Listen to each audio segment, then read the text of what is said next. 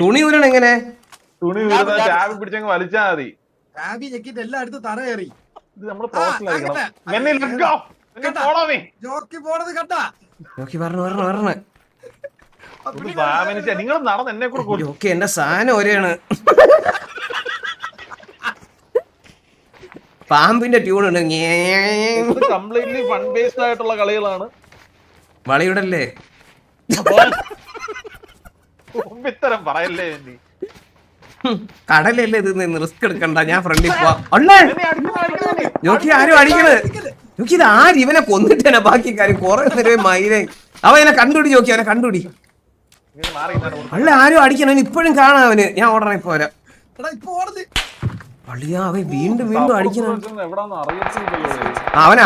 അവനെ പണി ആരോ ഇവിടെയാണ്.